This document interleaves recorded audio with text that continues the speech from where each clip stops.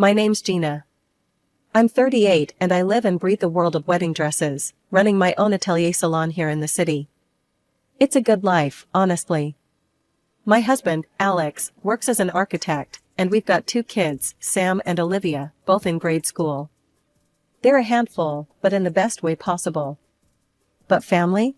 Now that's where it gets messy. You see, my in-laws are a mixed bag. I get along great with Alex's parents and his younger brother, Mike. But Carol, Alex's older sister, is another story. She's 42, been married 3 times, and she is in constant search of a 4th victim. If there were a way to handle her that didn't involve weekly headaches, I'd have found it by now.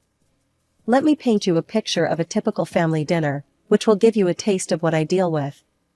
At my in-laws' house, a cozy, well-lit dining room buzzing with chatter. Alex's mom, sweet as ever, is bustling around, setting dishes on the table. Mike and his wife, Jane, are helping with the kids, keeping them entertained. Then there's Carol, draped dramatically on a chair, red wine in hand, voice loud enough to drown out the rest. Carol, waving her glass, says, "So, Gina, still playing dress up with those brides? When are you going to design something real, like haute couture or something?" I bite my tongue, focusing on dishing out some mashed potatoes. I've learned that engaging with Carol only fuels her fire. Mike chimes in, trying to change the subject. "Hey, Carol, heard you're planning another wedding. What's the lucky guy like?" Carol smirks. "Oh, you know, successful, rich, what you'd expect. Not that you'd understand, little brother." Jane shoots me a sympathetic look. She's been in the trenches with me when it comes to handling Carol. We share an eye roll. The dinner progresses with the usual banter, some of it good-natured, some of it barbed, especially from Carol. She's got a knack for steering conversations back to her favorite subject, herself. Alex, catching my eye, gives me an encouraging nod. We're a team, after all, and dealing with Carol is just one of those family hurdles we navigate together. The evening wraps up with promises to meet again next month. I hug my mother-in-law goodbye, feeling the solidarity in her tight squeeze. Driving home, Alex reaches over to squeeze my hand. "You okay?" "Yeah," I sigh, watching the city lights blur past. "Just another day in the life, right?" "Right," Alex agrees, a smile in his voice. "But hey, we've got each other, and that's what counts." And he's right. Despite the Carol-induced drama, we have a solid little world of our own, and nothing, not even a sister-in-law with a penchant for theatrics, can take that away from us. One typical Thursday morning found me knee-deep in tulle and satin, sketching out a new design that had popped into my head overnight. The atelier was quiet, save for the soft hum of the sewing machine from the corner where my assistant, Lisa, was working on a rush order. That's when my phone buzzed, a call from Jane, my brother-in-law Mike's wife. "Hey Gina, guess what? You will not believe what I just heard." Jane's voice crackled with mischief over the phone. I leaned back in my chair, ready for a bit of gossip to break up the morning monotony. "Hit me. What's the latest?" "So, Carol's getting married again. 4th time's the charm, right?" Jane laughed, and I couldn't help but chuckle along. "Seriously? Again? What is it this time? Did she find another millionaire looking for a trophy wife?" I asked, half joking. "Bingo, some real estate mogul from out of town. She's planning the wedding of the century. Again. You're probably going to get the SOS for a dress soon, so brace yourself," Jane warned. I sighed, picturing the impending headache. "Well, thanks for the heads up. I guess I should start stocking up on aspirin and patience." Just then, Lisa piped up from her sewing station, having overheard parts of the conversation. Not Carol again. Her last dress was a nightmare to adjust. Remember how she kept changing her mind about the lace? "Yeah, I remember," I replied, rubbing my temples just thinking about it. "Well, let's just hope she finds another designer this time around." But fate, and Carol, had other plans. No sooner had I hung up with Jane than the front bell of the atelier tinkled, announcing a visitor. Speak of the devil, and she shall appear. Carol, draped in a designer scarf and oversized sunglasses, strutted into my shop like she owned the place.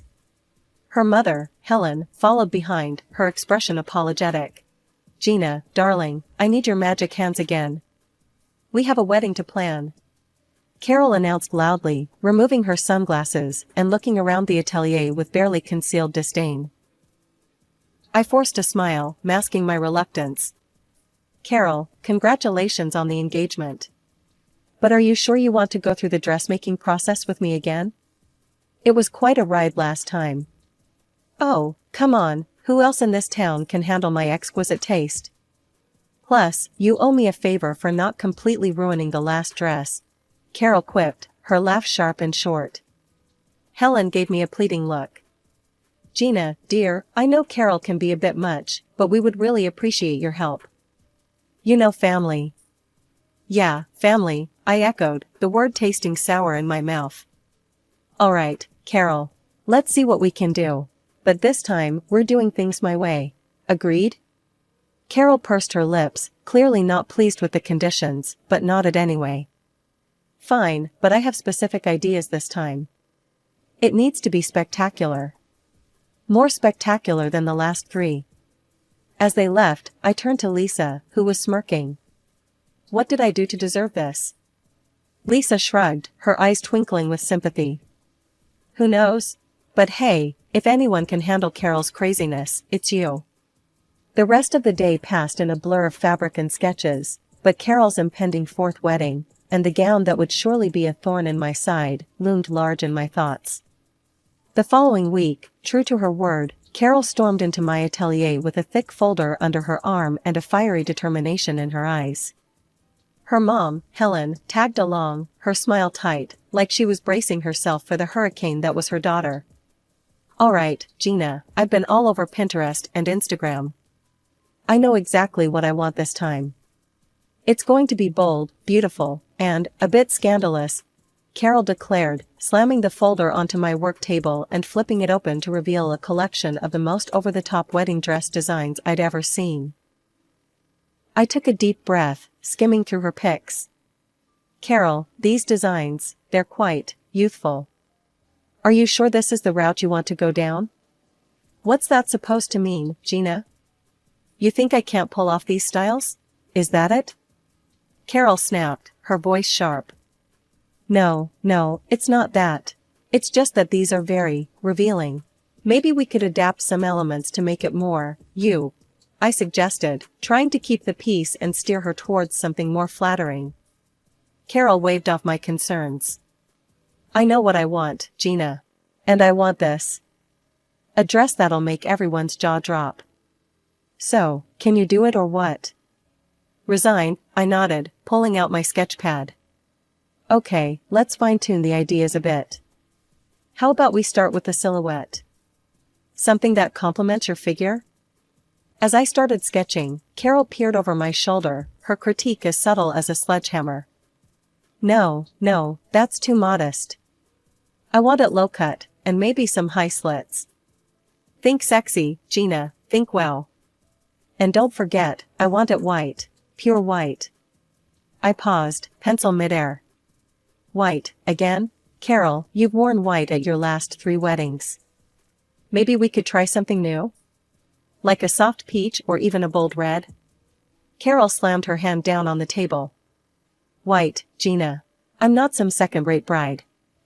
I want white, the whitest white you've got. And throw in some crystals and pearls. Lots of them." The fitting sessions that followed were no less dramatic. Each time Carol visited, she demanded changes. "More beads here, fewer stitches there. Make it more fabulous, Gina. It's not hitting the spectacular mark yet." And each request was delivered with a please that sounded more like a command. One afternoon, after a particularly grueling session where Carol had decided the neckline wasn't deep enough for the 3rd time, I vented to Lisa, who'd been through every step of the ordeal with me. "Lisa, if I have to redraw that neckline one more time, I might just turn that dress into a curtain." Lisa chuckled, handing me a cup of tea. "Hang in there, boss. It's almost over. And hey, at least it'll be a wedding no one will forget," especially with Carol wearing one of your creations. As I went back to my sketches, adjusting yet another frill, I braced myself for the next fitting. Carol's wedding was fast approaching, and I had a feeling the real drama was yet to unfold. Today was crucial. I had finally completed the cost breakdown for her elaborate wedding dress, and it was time to discuss the numbers. Carol swept into the atelier with her usual flair, trailing a scent of expensive perfume that lingered long after she passed by. Her mother, Helen, followed, wearing an expression that suggested she'd rather be anywhere else. "All right, Gina, let's see if you've outdone yourself this time," Carol announced, barely glancing at the sketches and fabric samples laid out for her approval. I took a deep breath and handed her the itemized invoice. "Here's the breakdown, Carol. Given the materials and labor, the total comes to $2,500. I've already applied a 30% family discount." Carol's eyes widened as she scanned the document. She slammed it down on the table, causing a spool of thread to roll off and clatter to the floor. "Listen, Gina, I'm marrying a top businessman. There will be loads of rich, influential guests at my wedding. Think of this as a prime advertising opportunity for you. You should be paying me for wearing your dress." I stared at her, dumbfounded. "Paying you? Carol, I'm already cutting the costs significantly. I can't afford to hand out free dresses, even for family." Helen interjected, trying to smooth things over. "Carol, honey, Gina's been more than fair. Let's not." Carol cut her off, her voice rising. "No, Mom. This is ridiculous. I'm doing her a favor. She should be grateful." The tension in the room was palpable. I crossed my arms, meeting her glare. "Carol, I respect your position, but my business isn't a hobby. I have staff to pay and overheads to meet. I can't give away products for free, exposure or not." Carol's face turned a shade of crimson. "Then you can forget it. I'll find someone else who actually values good publicity." As she stormed out, Helen lingered, her eyes apologetic. "I'm so sorry, Gina. I'll talk to her." I sighed, feeling a mix of frustration and relief as Helen followed her daughter out.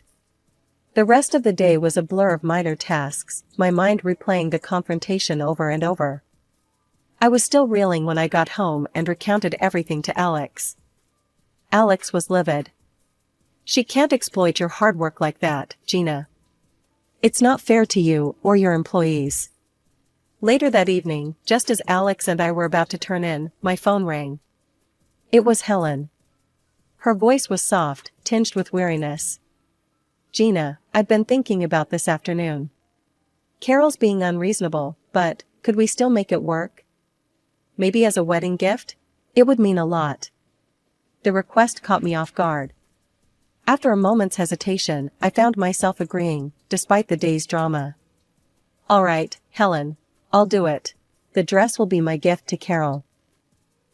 Working on Carol's wedding dress had turned my atelier into a battleground of frills and demands. Each fitting with Carol was more exhausting than the last. My staff, tired of her antics, had taken to timing their breaks to escape her visits.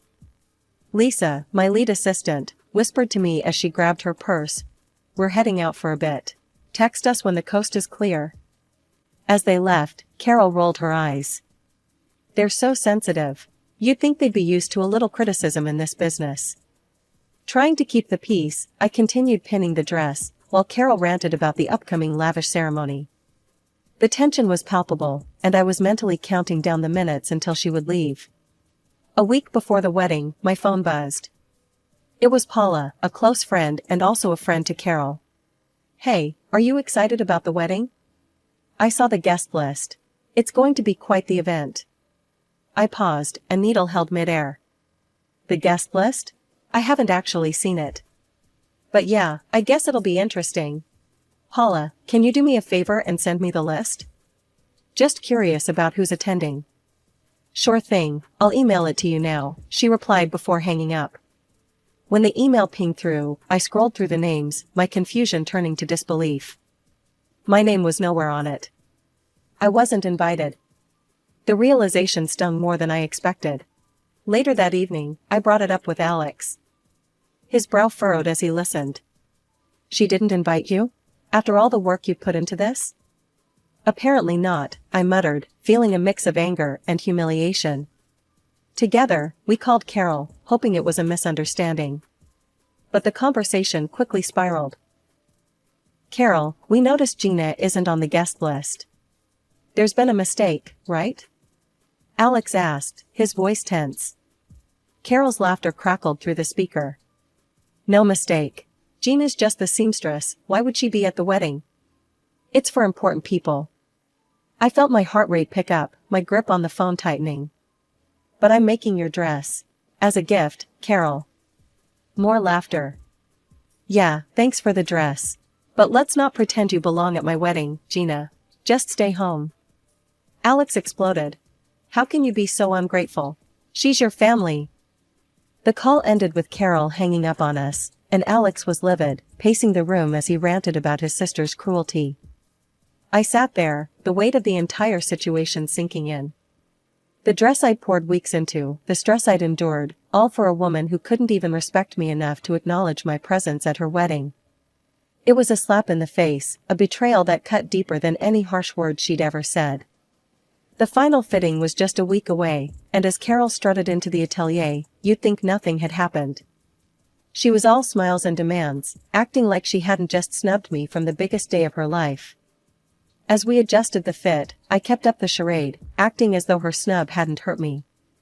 Inside, though, I was churning.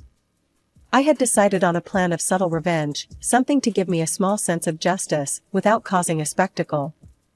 Oh, and I'll need to do one last thing to the dress at my workshop, I mentioned casually as I helped her out of the gown. I'll bring it to your place on the morning of the wedding. Carol, always in a rush, barely nodded. Just make sure it's early. I have a tight schedule, and I don't need any delays, Gina. Understood, I replied, keeping my tone neutral. You won't have any issues. The morning of the wedding arrived, and with the beautifully packaged dress in hand, Alex and I drove to Carol's house.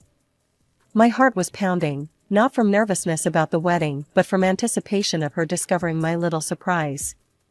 We were greeted coldly by Carol at the door. She snatched the dress box from my hands without so much as a thank you.